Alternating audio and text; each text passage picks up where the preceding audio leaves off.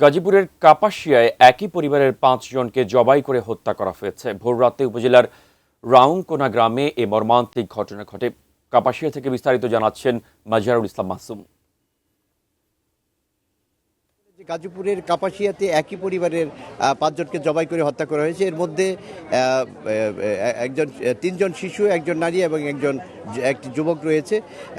পুলিশের ধারণা যে এই গৃহকর্তা ফুরকান, যিনি পেশায় একজন ট্রাক চালক, তিনি হয়তো এই হত্যাকাণ্ডটি ঘটাতে পারে এমন ধারণা করা হচ্ছে। কারণ এই হত্যাকাণ্ডের পর থেকেই কিন্তু ফুরকান পলাতক রয়েছে। এই যে বাড়িটি দেখতে পাচ্ছেন, এই বাড়িটি হলো প্রবাসী মনির হোসেনের বাড়ি। সেই বাড়ির ভাড়াটিয়া এরা এখানে ফুরকান ভাড়া নিয়ে তার স্ত্রী এবং সন্তানদের নিয়ে থাকতো। এবং গতকালকে রাতে তার শ্যালককে এখানে নিয়ে আসে ফুরকান, ফোন করে চাকরি দেওয়ার প্রলোভন দেখিয়ে তাকে ফোন করে এখানে নিয়ে আসা হয়েছিল।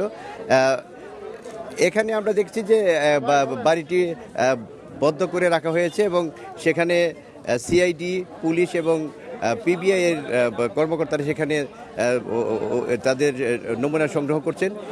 কী কারণে কেন এই হত্যাকাণ্ডটি ঘটেছে এবং কেন হত্যাকাণ্ড ঘটানো হয়েছে সেটি আমরা হয়তো পরবর্তীতে জানাতে পারবো। মেহেদী।